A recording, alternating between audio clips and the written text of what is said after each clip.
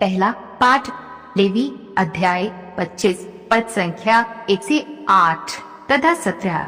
प्रभु ने सीनै पर्वत पर मूसा से कहा, वर्षों के 7 सप्ताह अर्थात 7 बार 7 वर्ष तदनुसार 49 वर्ष बीत जाने पर तुम 7वें महीने के 10वें दिन प्रायश्चित के दिन देश भर में तुरही बजवाओगे। यह 50वां वर्ष तुम दोनों के लिए एक पुष्प वर्ष होगा और तुम देश में ये घोषित करोगे कि सभी निवासी अपने दासों को मुक्त कर दें।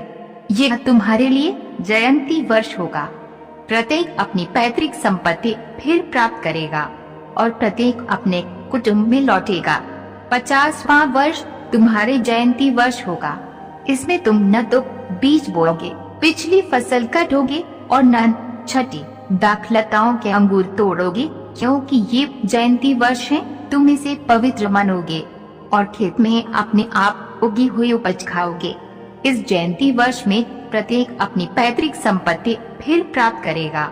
जब तुम किसी देश भाई के हाथ कोई जमीन बेचते हो अथवा उससे खरीद लेते हो तो तुम एक दूसरे के साथ बेईमानी मत करो।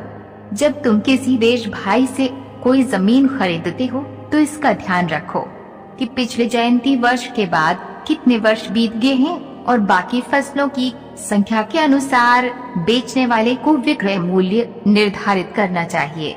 जब अधिक वर्ष बाकी हो तो मूल्य अधिक होगा और यदि कम वर्ष बाकी हो तो मूल्य कम होगा, क्योंकि वह तुम्हें फसलों की एक निश्चित संख्या बेचता है। तुम अपने देश भाई के साथ बेईमानी मत करो, बल्कि अपने ईश्वर पर श्रद्धा रखो, क्योंकि मैं तुम्हारा प्रभु ईश्वर हूँ। यह प्रभु की वाणी है। सुसमाचार मत्ती अध्याय 14 पद संख्या 1 से 12 तक। उस समय राजा हेरोद ने ईसा की चर्चा सुनी और अपने दरबारियों से कहा, ये यूहन्ना बपतिस्ता है। वह जी उठा है, इसलिए वह महान चमत्कार दिखा रहा है। हेरोद ने अपने भाई फिलिप की पत्नी हेरोदियस के कारण यूहन्ना को गिरफ्तार किया और बांधकर बंदी गृह में डाल दिया था, क्योंकि यूहन्ना ने उससे कहा था, उसे रटना आपके लिए उचित नहीं है। हेरोद यूहन्ना को मार डालना चाहता था, किंतु वो जनता से डरता था जो यूहन्ना को नबी मानती थी। हेरोद के जन्म दिवस के अवसर पर हेरोदियस की बेटी ने अतिथियों के सामने नृत्य किया और हेरोद को मुग्ध कर दिया। इसलिए उसने शपथ खाकर वचन दिया कि वो जो भी मांगेगी उसे दे देगा। उसकी माँ ने उसे पहले से सिखा दिया था, इसलिए वह बोली, मुझे इसी समय थाली में यूहन्ना बपतिस्ता का सिर दीजिए।